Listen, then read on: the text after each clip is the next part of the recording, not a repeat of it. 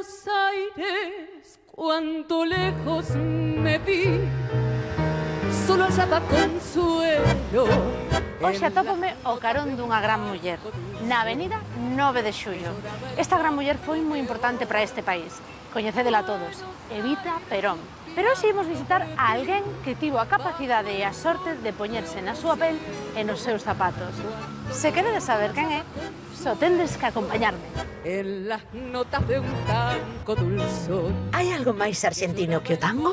Seguramente sí, porque a Arxentina é un país cheo de imaxes, símbolos, tradicións e contrastes. O asado arxentino, o mate, a súa cultura vencellada á literatura, ao cine, ao teatro ou á música. Os galegos na Arxentina ou Evita, por que non? A nosa convidada de hoxe, aínda que nacida en Ezeiza, Bos Aires e polo tanto arxentina, non pode ser máis galega. Despois de estudar a carreira de Letras na Facultade de Filosofía e Letras da Universidade Nacional de Bos Aires, desenvolveu unha multifacética carreira no cine, radio, televisión e teatro, destacando como actriz, pero tamén como escritora e produtora. Unha longuísima traxectoria fílmica, seguramente o seu papel máis premiado foi o que interpretou na película de 1996 Eva Perón, dando vida á súa protagonista, Evita, unha das iconas máis vívidas e inesquecibles deste gran país austral, xunto con Maradona ou Gardel, cos que, por certo, tamén ten relación. Pódese ser máis arxentina? Tenía unos 5 años y alguien me preguntó qué quería ser cuando fuera grande. Y yo, muy resuelta, le dije actriz y escritora. Yo creo que es la profesión para ella, o sea, la ha elegido súper bien. Los actores, entre otros privilegios, como es el de vivir todas las vidas posibles en una, tenemos el de jugar siempre y que nos paguen para eso. Da la sensación que lo llevan en la sangre, o sea, que ha nacido para eso, para actuar. Sei que tes unha anécdota con Sabina moi interesante. Queres contarma? Que lo voy a desenmascarar.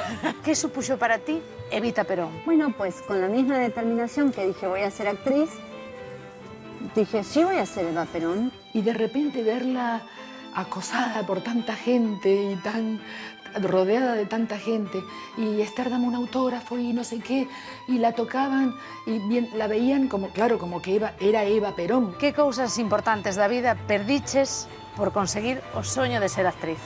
Me hubiera gustado prestarle más atención al amor.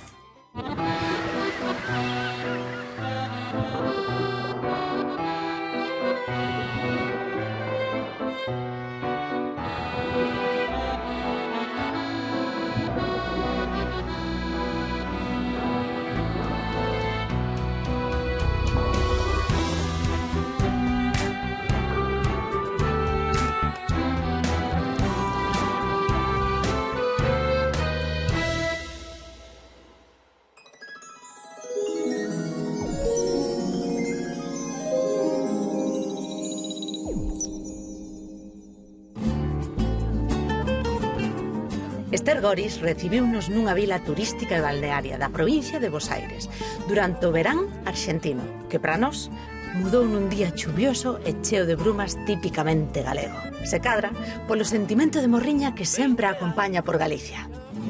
Cosidos arretados. Hoxe estamos en Costa del Este, aínda que podría ser calquer punto de Galicia. Estamos con Ester Goris, unha recoñecidísima actriz aquí en Argentina e a nivel internacional. Filla, neta, bisneta de galegos por parte de nai e de pai. Os teus pais, Rosalía e Severiano, coñecíanse de Galicia, pero non namoraron ali, verdade? Bueno, de hecho, mi madre se enamoró de él, ni bien lo vio.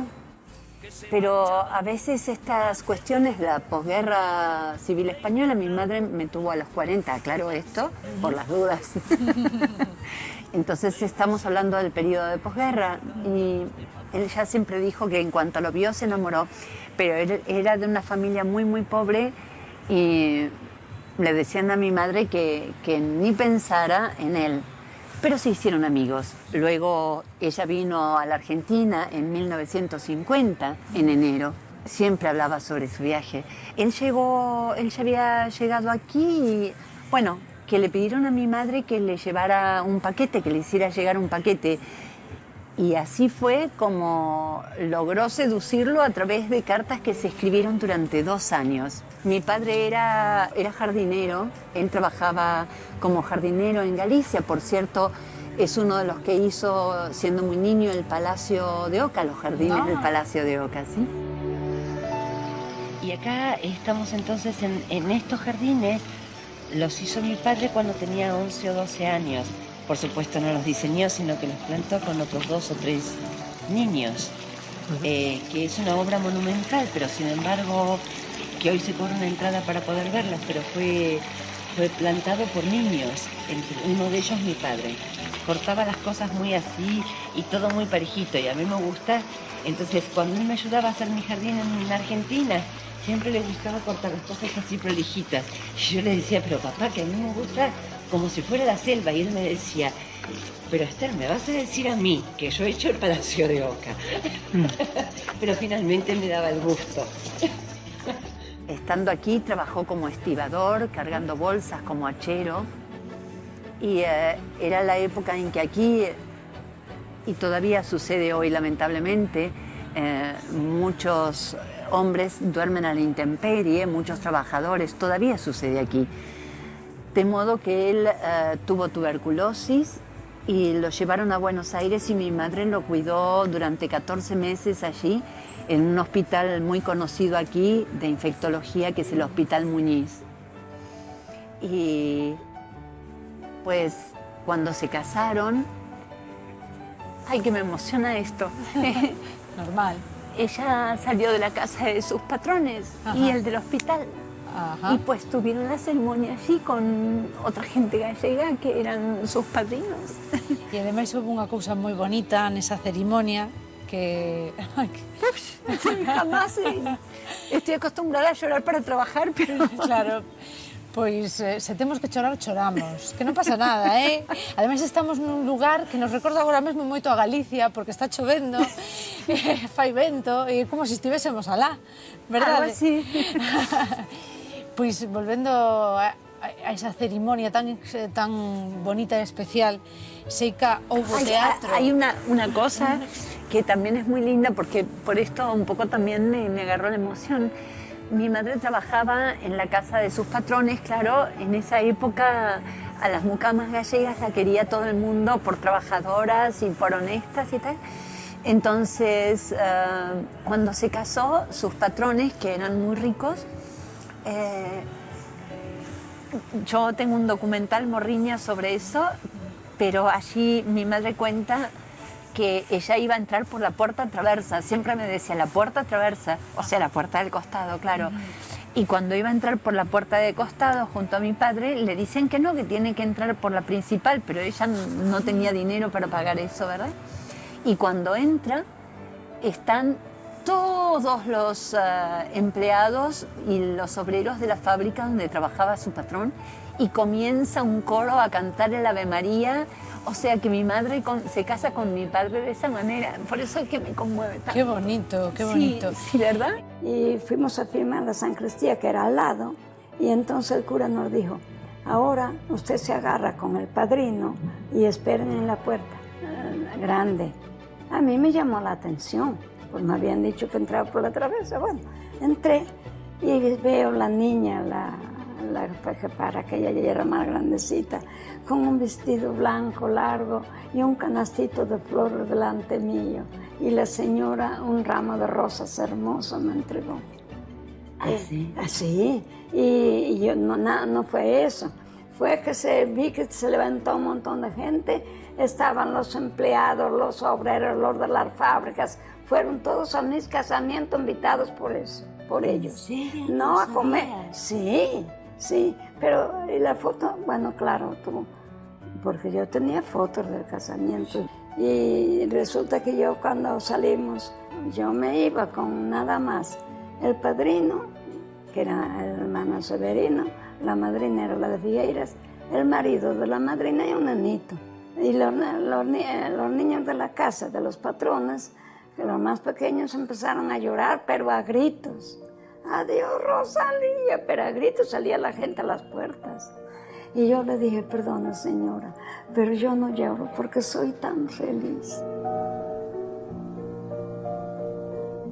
encontrarse con esa iglesia y con el Ave María y tal, y entrar por la puerta del medio, mi madre siempre cuenta que le hizo mucha ilusión. Luego fueron esa misma noche a su trabajo, donde iban a trabajar como caseros.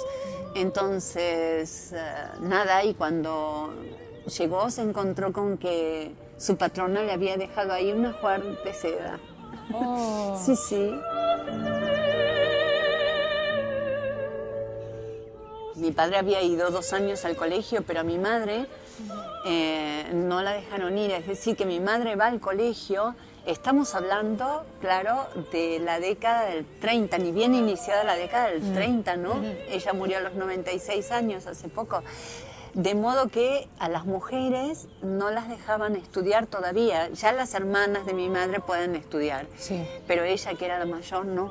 No había tenido la oportunidad de pequeña de ir a la escuela, que le hubiese gustado mucho ir a la escuela, a mi tía, la madre de Esther. De hecho, terminó su escuela de mayor allí en Buenos Aires y escribía poemas, le encantaba. O sea, que yo creo que un poco también algo es como que lo tiene en sus genes. Entonces mi madre aprende a escribir yendo un mes de noche a escondidas, la llevaba a su hermano para poder escribirle a su novio que se había marchado del pueblo. Alí, en Galicia, ¿no? Sí. Entonces, quiero decir con esto que mi madre era, pues, que había aprendido durante un mes solamente a E quen escribir. ensinaba ali? Quen era o atrevido ou El atrevido? maestro del pueblo. Sí. Decía que había un maestro y es muy lindo porque el maestro, en medio de esa zona donde la gente era franquista, era un maestro de la República, ¿no? Y mi madre contaba una anécdota que a los alumnos que eran pequeños les decía: a ver, pídanle a Dios dulces o caramelos o no sé qué. Y los niños pidiéndole caramelos. No están los caramelos, ahora pídanle al maestro caramelos. Y entonces le daban los dulces. Mi madre siempre contaba aquella anécdota. Ou seja, que creer no que realmente está diante. Ou seja, Dios no, pero el maestro daba. a tua nai, polo que nos contas, aprendeu a escribir con un maestro feminista. Sí, en mi casa debo decir la verdad, mi madre era la proveedora. No porque mi padre no trabajara, claro, pero mi madre lo primero que hizo mientras era mucama y tal fue plantar unas flores, porque vio eso de un señor que vivía cerca, plantó esas flores y las puso en un canasto, las fue a vender a la feria y más adelante se puso un puesto en la feria. Y ahí es cuando le empezó a ir bien. Ella quería darme una educación, claro. Y mi padre trabajaba como jardinero y le ayudaba con las flores y el vivero y tal. Y pues sí, pues si bien yo nací en un lugar muy, muy humilde de Buenos Aires, en el conurbano bonaerense, con calle de tierra y tal, y luego me fui a vivir a uno de los últimos conventillos que debe haber quedado, porque éramos 5 familias y había un solo baño. No, en Banfield, en una zona alejada. Y bueno, pues mi madre compró aquella casa toda después y ella siempre decía, lo cual es cierto, como no sabía hacer las cuentas y no sabía los números, pues entonces lo hacía todo mentalmente y sí que tenía una velocidad mental de aquellas. Pues vos podías decirle, a ver, ¿cuánto es tanto, menos tanto, o multiplicado por tanto, o más tanto? Y lo sabía. Hizo su primaria a los 70 años y salió abanderada. Y te voy a decir, no es que sea mi madre y no es que le hayan dado la bandera porque tenía 70 años. Era una alumna, pero estupenda. Ejemplar. Cuando a esta tierra llegué, 28 años tenía. Han pasado 40 más y me siento argentina. Y aquí me quiero quedar con esta bandera querida, pues me ha cobijado tanto que quiero entregarle mi vida. Sin olvidar a España, porque un día allí nací. Grito con todo el alma, levántate Argentina mía. Eso lo escribí yo en el colegio a los 70 años.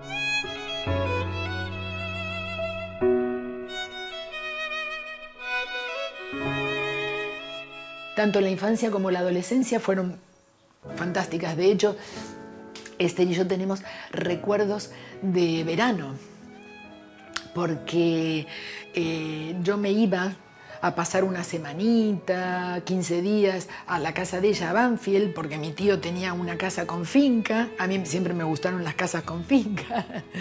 Y nada, yo era feliz entre las plantas, cogiendo tomates que mi tío plantaba, tenía una mano para las plantas espectacular, y yo era feliz ahí. Y mi prima, todo lo contrario, vivía en una casa y le encantaba estar en la capital. Entonces, cuando venía a mi casa en los veranos, también se quedaba una semana, 15 días, tal, y se lo pasaba pipa. Entón, Esther, naciches nun lugar moi humilde, pero medraches entre flores. Sí, ¿verdad? Mi madre me llevaba a veces a la feria y me ponía en un canasto en medio de las flores, porque ya era como una suerte de Madame Bovary, que no me gustaba tanto el pescado y todo eso, entonces con el olor de las flores no me llegaba ningún olor feo y pues sí, todavía hoy me siguen gustando muchísimo las flores, las amo. Supoño que non son as mesmas flores as que vendía tu nai aquí que as que recordaba ela de Galicia. Bueno, mi madre siempre habla de eso y mi padre siempre hablan de eso. Decían que en Galicia todo estaba lleno de flores y yo pensé que era un poquito exageración de ellos, pero cuando me tocó ir a Galicia, entonces ahí vi esas montañas y esas flores, porque no es lo mismo. Mira, Galicia era para mí una suerte de tierra mítica, de tanto ser mencionada por mis padres. De modo que cuando pude entrar, que entré en una noche de niebla, yo había ido a hacer gira por toda España de teatro, pero justamente a Galicia no iban. Entonces me quedé cuando mis compañeros de teatro regresaron a la Argentina. Un tío me pasó a buscar porque quería que fuera con él y con mi tía, y entré a Galicia en una noche de niebla. Por onde? Lembras por onde entrache? No solo sé que fui a Pontevedra, pero entramos en una noche de niebla que no se veía nada. Y digo, bueno, así tenía que entrar yo a una tierra mítica, ¿no? Que hasta que no puse los pies en ella, se me antojaba como eso, casi irreal. Sí. Bueno, un pouco de irreal. Casi irreal. Sabes o que son as meigas? Sí, claro. En una noche de meigas. Bueno, ellos partieron de aquí, del puerto de Vigo. Todos se marcharon de aquí, del puerto de Vigo. Ahora, las raíces donde ellos han nacido es en el pueblo en la parroquia de Riobó, que pertenece al Ayuntamiento de La Estrada. Y bueno, partieron de aquí los dos, se fueron de aquí los dos. La madre de Esther también se fue de aquí, de Vigo, porque era de donde salía la gente. Los barcos salían todos en aquella época de aquí para allí. No había aviones para poder viajar como hay hoy en día. Y bueno, ese es un poco el origen. Mi abuela quedó aquí en La Estrada, o sea, en la zona de Riobó, y mi abuelo se había ido, los abuelos de Esther y míos, por parte de padre estoy hablando, se había ido él para Buenos Aires. Por eso mi tío, el padre de Esther, y mi padre se fueron luego para allí. Yo me enteré bien del momento porque mi madre me lo contó en oportunidad de filmar aquella película. La película la filmamos, fue así. Íbamos a filmar, yo quería filmar una película sobre la inmigración en Argentina y sobre la inmigración gallega en particular. Primero iba a entrevistar a otra gente, pero luego se me ocurrió que mis padres eran un buen ejemplo, ¿no? Y dije, bueno, pues es mucho mejor una película que cuente esa realidad a través de la historia de vida de dos personas que no hacer una nota que tal vez resultara un poco fría. Y fue así como ideé la idea de hacer Morriña, un documental que no tenía otra pretensión más que dos gallegos contando su historia de vida y cómo llegaron a la Argentina y tal. Pero cuando faltaba una semana, iba a ser en Galicia y en Buenos Aires. Pero primero comenzábamos por Buenos Aires. Y cuando faltaba una semana para llegar, mi padre falleció. De modo que fui yo a despedirlo, en vez de viajar él a Buenos Aires, pues yo viajé a Galicia. Y sí, viajé sola además, claro. Y durante bastantes horas, porque me subí al primer vuelo que encontré, Ezeiza queda lejos, ya habrás visto. Y allí llegué a Galicia a despedirlo. Y una vez que lo enterramos dije, si no empiezo el documental ahora, no lo voy a hacer más. Entonces vino una cámara con un documentalista genial, Tono Chousa, era su nombre, sí. Genial. O sea, y con solo él y una cámara recorrimos los lugares donde mi padre había crecido, su casa, el lugar donde trabajaba desde los 6 años. Me parece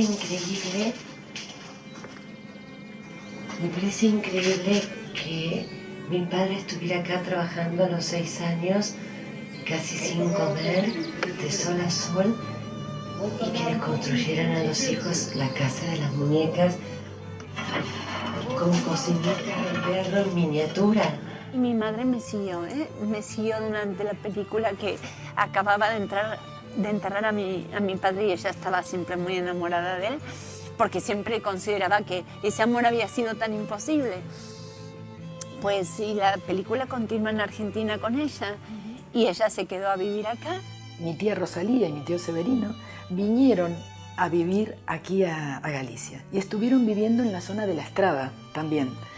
De hecho, mi tío falleció aquí, el padre de ella falleció aquí, y está enterrado en el cementerio de Riobó, de su lugar, de donde nació él.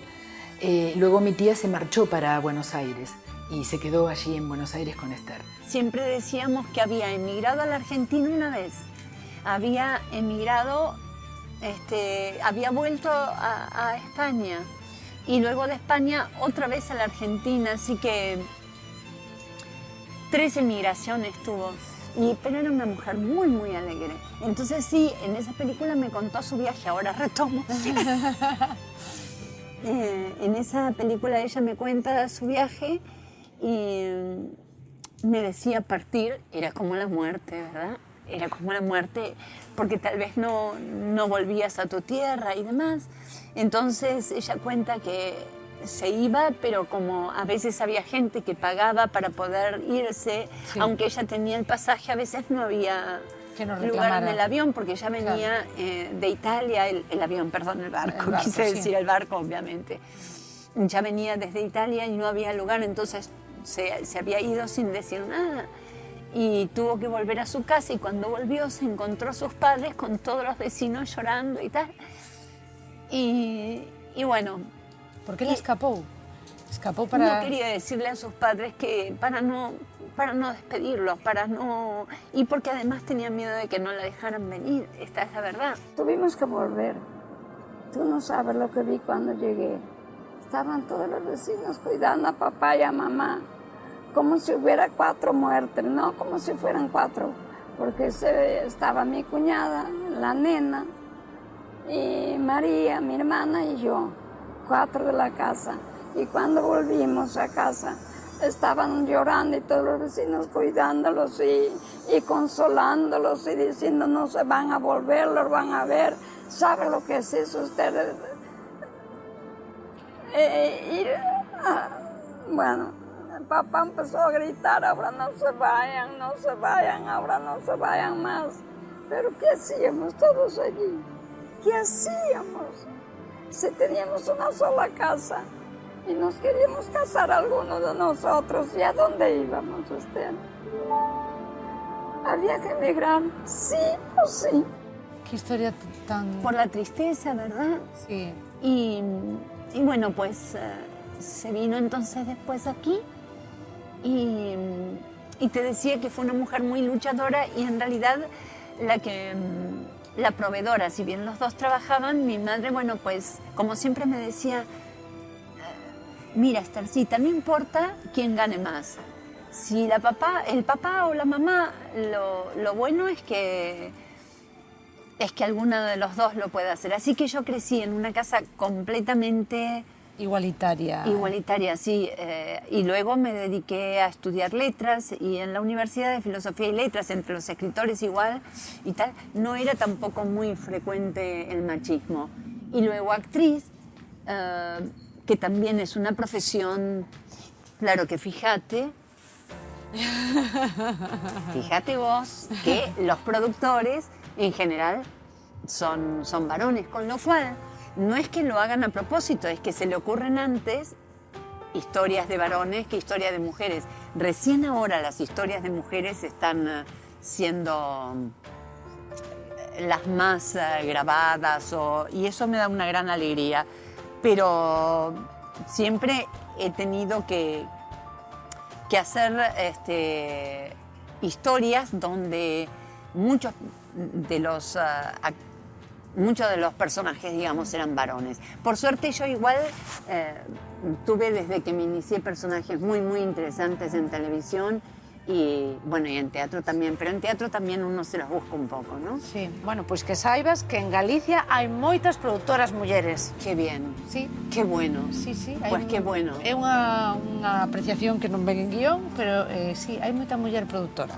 Así que hay muchas mujeres productoras, bueno, pues que estamos con Desde mucho aquí vaya este aliento, mensaje. que estoy sin maquillaje ahora por cosas que me sucedieron que no hacía tiempo de venir acá y tal, pero que yo soy distinta, que ya me verán, que yo quiero ir a trabajar allí, que lo sepan. Mensaxe que queda. Vamos a volver un poquinho atrás, despois hemos de Sí, falar do por supuesto, traballo sí, e ademais, bueno, vou facer un pequeno inciso, é que non paro de escoitar a Sabina. Sí que tes unha anécdota con Sabina moi interesante. Queres contarma? Que lo voy a desenmascarar, que todavía está el rencor que me queda. Robeicha, se queres contala, contámola. Sí, pues sí, porque, pues sí.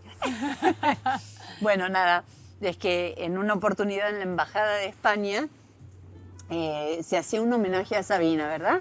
Y entonces había un montón de gente, es muy linda la Embajada de España en Buenos Aires, y tiene un patio y unos jardines enormes y tal. Y bueno, algunos actores nos hacían pasar a un sector muy pequeñito, y estaba Cecilia Roth, que ustedes la conocen, claro. Y bueno, y cuando entro, nada más entramos Charly García y yo. Charly García es un músico que seguramente ustedes lo conocen, muy, muy popular, un estupendo músico. Y bueno, y entonces lo saludo a Imanol Arias y nos dimos un abrazo y a su mujer, a su esposa, perdón, no su mujer, su esposa. Y yo le decía a Cecilia, te juro que te coso el dobladillo de todos los pantalones, te pego todos los botones, o sea, lo que quieras, pero preséntame a Sabina, porque de verdad me parece que es un autor y un poeta de la hostia, ¿no? Bueno, Sí. ¿cómo se dice? Totalmente. Y bueno, y todos a los abrazos conmigo, inclusive otra gente española que había allí, y Joaquín vino y Cecilia le dijo, Joaquín, Esther, hola. Y yo dije, joder. Que máis nada. Y más nada.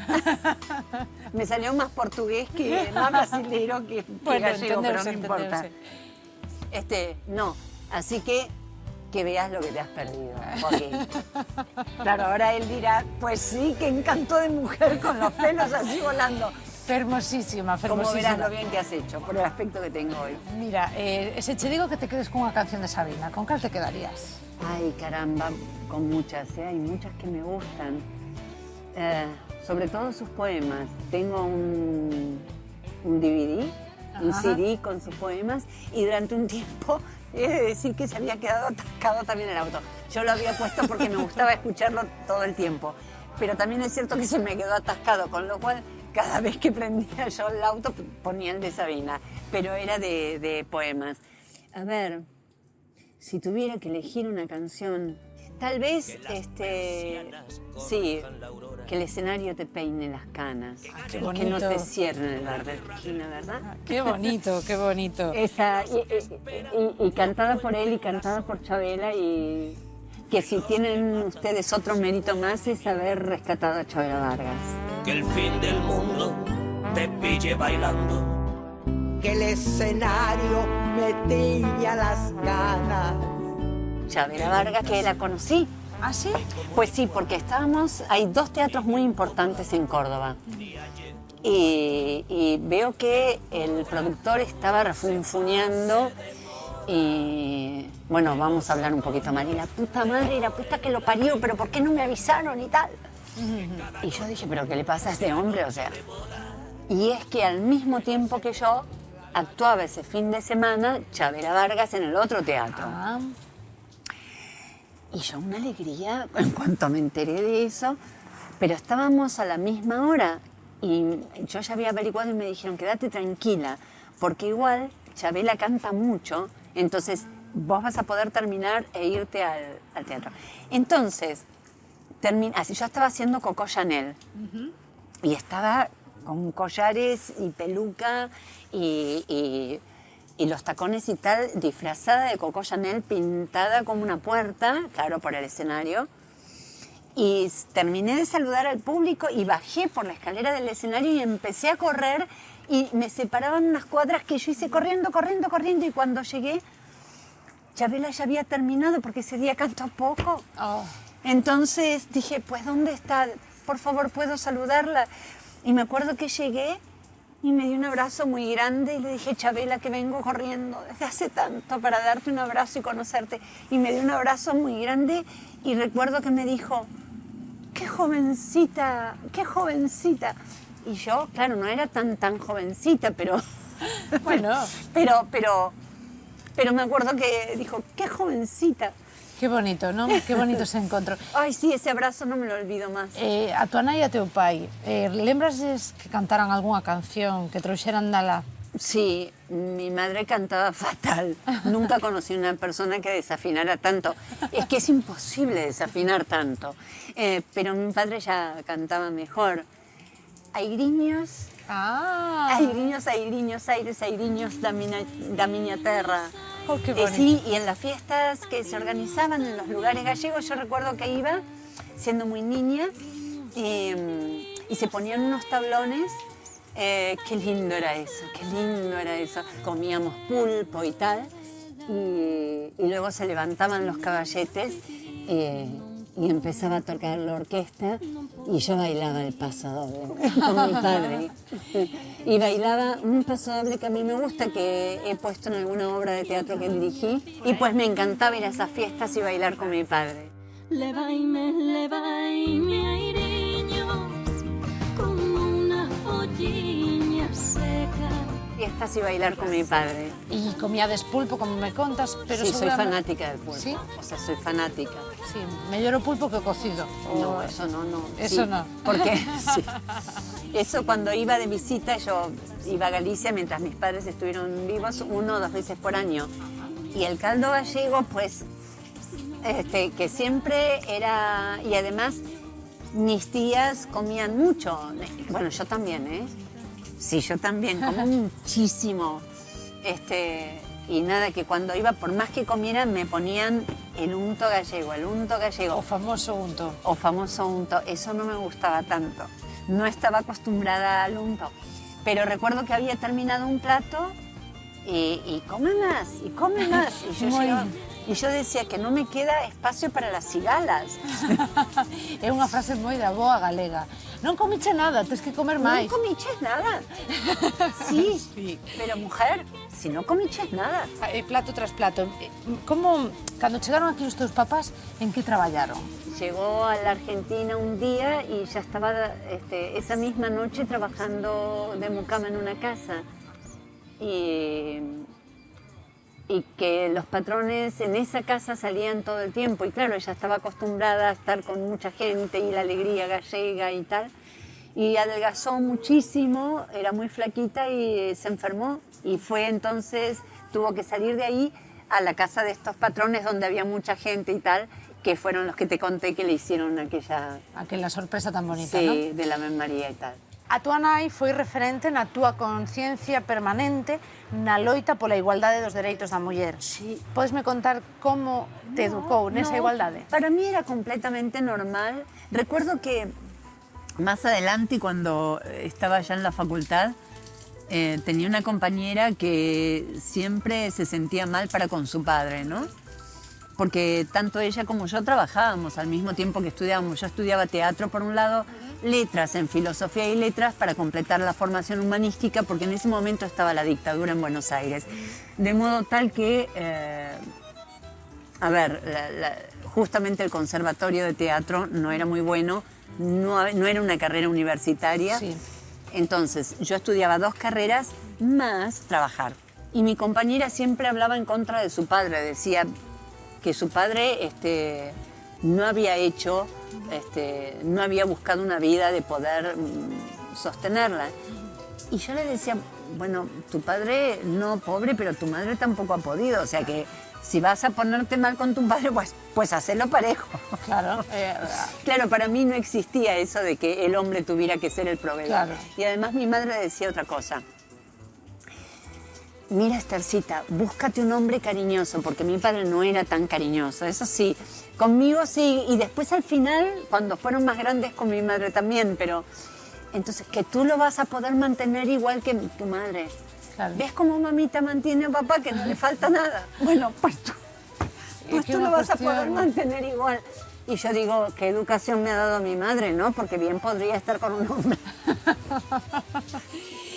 Eles volveron a Galicia, como me contabas antes. Sí, porque mi padre sobre todo extrañaba, los dos, pero mi padre extrañaba su tierra, Galicia. No había un día que no hablara de Galicia. Claro. Que falaba das paisaxes de... Sí, imagínate que él además tanto extrañaba los paisajes, mi padre, que claro, para peor lo habían mandado a La Pampa, que es todo llano, llano, llano, llano. Entonces mi padre siempre recuerda aquella cosa de esas montañas y las rías y los ríos y las flores. Y La Pampa, claro, es una superficie plana donde no ves nada durante kilómetros. Sí. Y sobre todo en aquel momento mucho más aún, ¿no? Claro. A diferenza dos teus pais, ti tiveches a oportunidade de estudar 2 carreiras, me contabas antes, pero ao mesmo tempo que estudabas, tamén traballabas. Que traballo facías? Bueno, pues bien, tuve muchos trabajos. Uno enseñaba latín. A mí el latín se me dio bien, era tan difícil que se ve que estudié mucho. Entonces ya en segundo año enseñaba a los de primero. Pero los estudiantes eran pobres, de modo que no ganaba mucho dinero con eso. Enseñaba gramática también a las maestras. Y al mismo tiempo fui mesera, pero me echaron porque soy muy despistada y muy torpe. Entonces, aquello un día ya le tiré el café caliente a una señora, sin darme cuenta me tropecé y fui con la bandeja. Bueno, un desastre. Un desastre. Me querían por charlatana y simpática con los clientes, pero aquello ya iba a quemar vivo alguno. Entonces de allí me echaron y empecé a trabajar como pintora, de brocha gorda. Ajá. Sí. Y ahí es cuando más dinero gané, porque trabajaba con unos amigos míos y ellos me pagaban y también había aprendido, era yesista, había aprendido a hacer el yeso de los techos. Pero ahora voy a decir la verdad, que le ponía muchísima cal para que se me hiciera un poco más sencillo, y la verdad que aquellos techos deben haber durado poco. Ou non, ou aí estarán. O ahí estarán, ¿no? A ver si después les ponen una placa a esta mujer que se esforzó tanto. Bueno, así que pintora de brocha gorda, camarera, repartía volantes y Que eran os volantes? Porque... perdón, flyers. Ajá. Sí, flyers, propagandas, podemos decir, para que nos entendan. De un cine triple X, Ajá. pero que era muy inocente, ¿eh? Era muy inocente el cine porque pasaba películas de Isabel Sarli, que es una actriz nuestra que fue como la primera, que ahora es todo un emblema, un ícono. Hacía películas donde se vestía y tenía unos senos impresionantes, entonces... Y sus películas las pasaban en aquel momento en algunos cines que se llamaban triple X, pero eran películas que ahora serían de una inocencia. Cualquier programa de televisión es más inocente que esas películas. Y te estoy hablando de las décadas del 80 ya. Claro. Tiveches vivido algún momento de resistencia estudantil durante a túa etapa de estudante? Sí, yo estudié, como decían, en la dictadura, pero Sí, a ver, eran épocas muy duras. Yo milité desde muy jovencita. Era un colegio bastante politizado de la zona sur, ¿no? Y yo militaba desde muy joven, incluso en la época de la dictadura, claro. Así que vinieron a buscar a mis compañeros. Yo había formado un centro de estudiantes clandestino. Entonces esto también era muy peligroso y se llevaron a mi mejor amiga de aquel momento, una de mis mejores amigas, y a otro amigo mío muy querido, y desaparecieron, se llevaron a más y los otros volvieron, ellos nunca volvieron. En el libro Nunca Más están Rubén Herenstein y Mónica Tresaco. Ninguno de los dos, así veo a veces su foto, ¿no?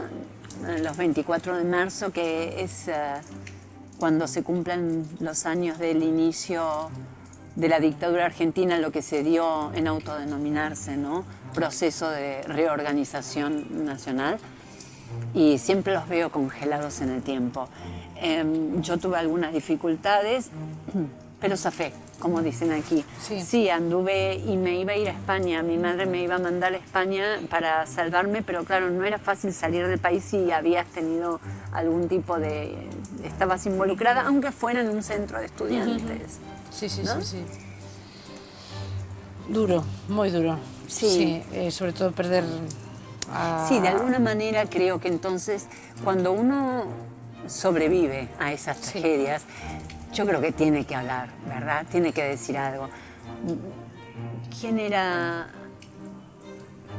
Camus o Camus, que no lo sé pronunciar bien el francés, decía que nuestra obligación es la de hablar por todos aquellos que no pueden hacerlo. Justo, justo.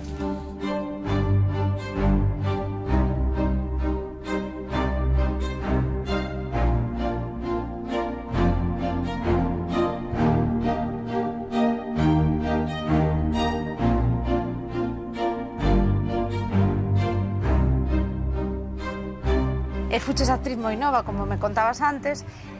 Lembras algún momento moi prematuro no que te decatas de que queres ser efectivamente actriz?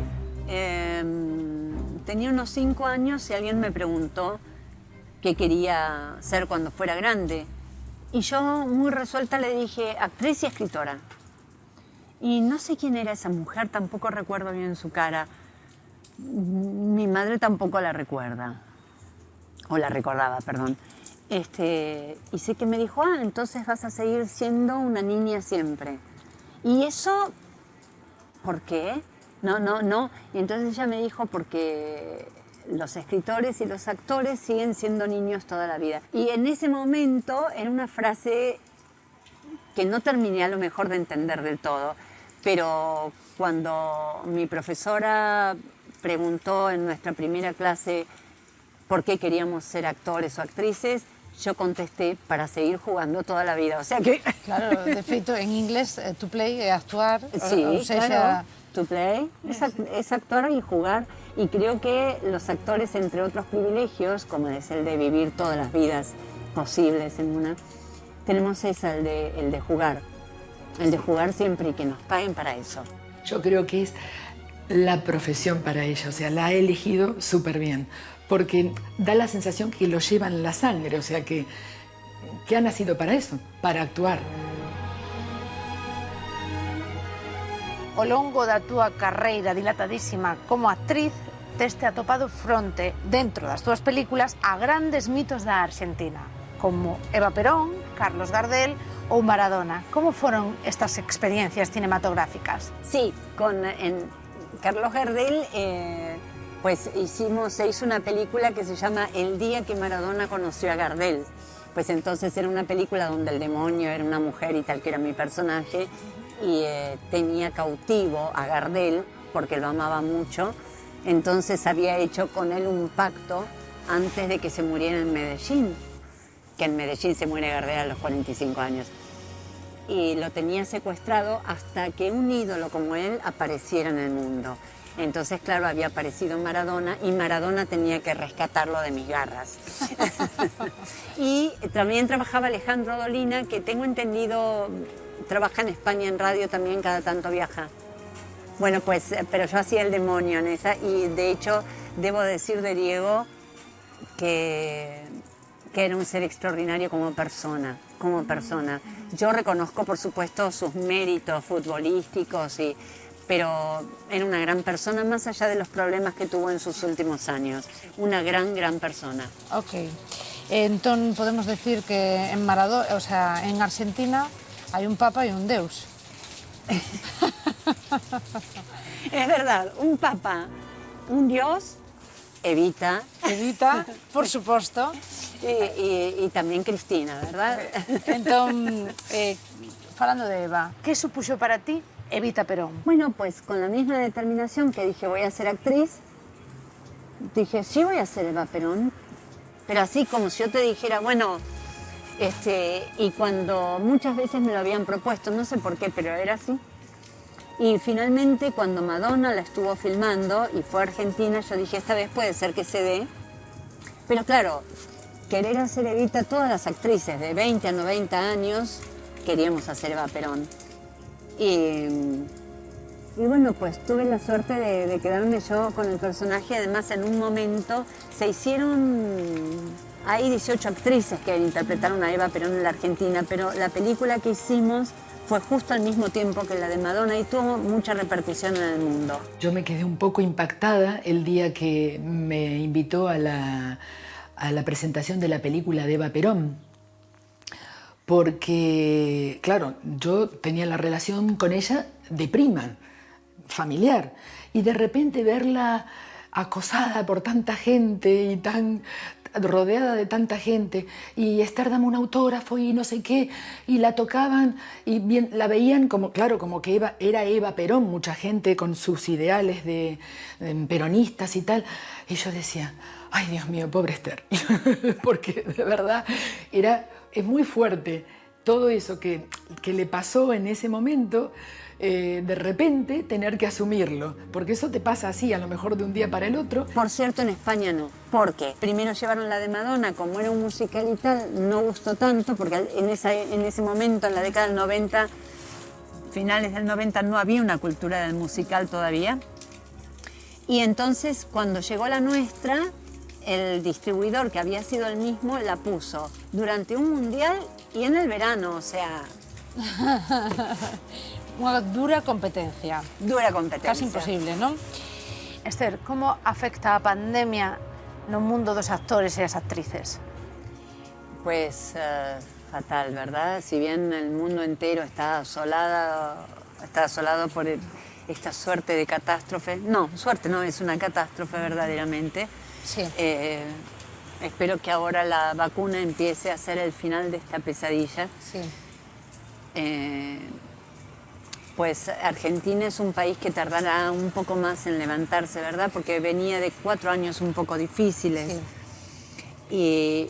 Y los actores vamos a ser los últimos tal vez en incorporarnos, porque de aquí a que a que la gente confíe para volver al teatro, está yendo de a poco, sí. Y de aquí a que podamos tener ficciones, algunas se están haciendo, pero... Hai un dito galego que seguramente ti coñeces que di que nunca choveu que non escampara. Es cierto. Siempre que llovió paró, decimos los argentinos. Entonces, sí. Siempre que llovió paró. Somos optimistas, ¿no? Por supuesto que sí, ¿no? Y a tener el ánimo más alto que nunca. O sea, más alto que nunca, porque si en este momento le damos un poco de rienda suelta a la melancolía, sí. No son momentos. Non. Que cousas importantes da vida perdiches por conseguir o soño de ser actriz?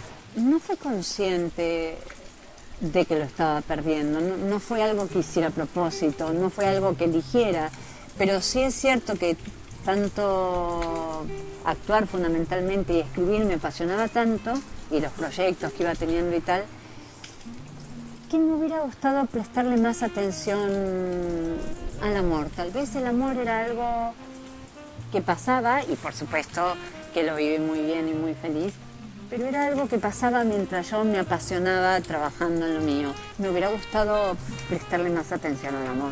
Sí. Bueno, sempre hai tempo. Pero claro, pero claro. Por suposto que sí.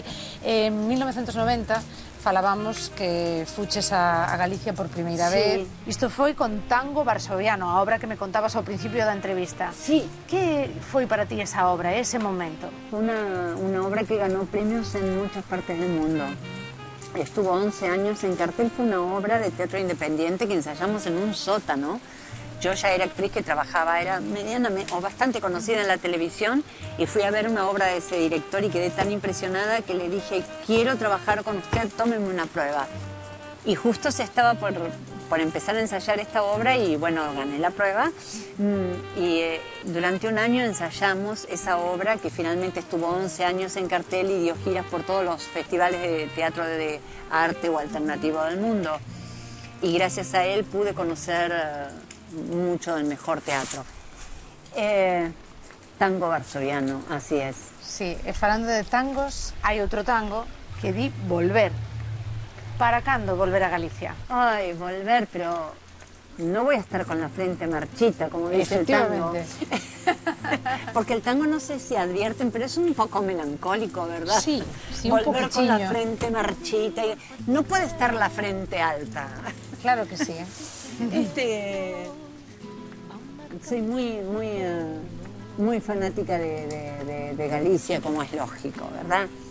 Pero también de España en general, de Andalucía, de Madrid, pues sí, sí. Y en Santiago de Compostela, pues iré a tomarme unos chocolates a ese café tan antiguo. Sí, yo creo que tiene ganas de venir. Yo creo que tiene ganas de venir porque aparte ella sabe que aquí es siempre bien recibida y puede venir cuando quiera, quedarse sin problema porque aquí con los brazos abiertos la vamos a recibir mi marido y yo y ella lo sabe.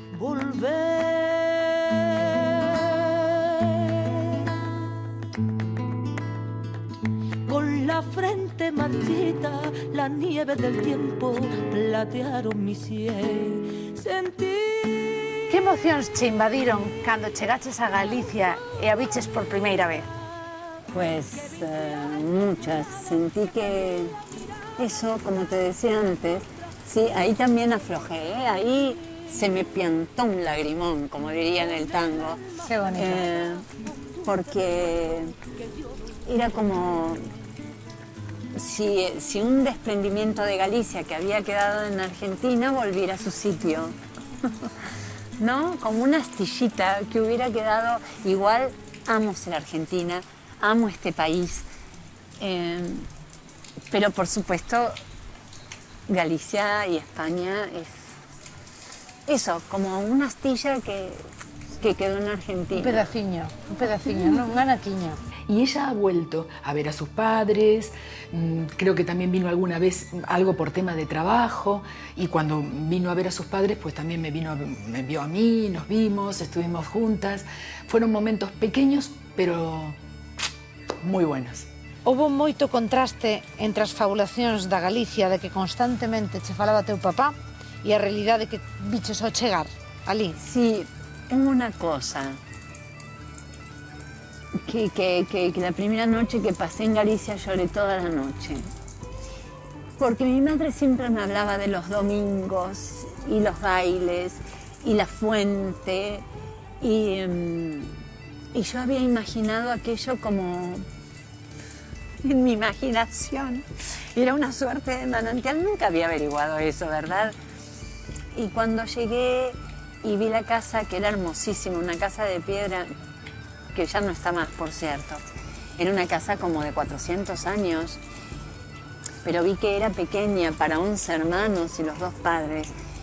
Y luego la fuente era un cañón con una piletita de cemento. Nada, que aquello no era como me lo había imaginado. Claro. Pero el resto sí.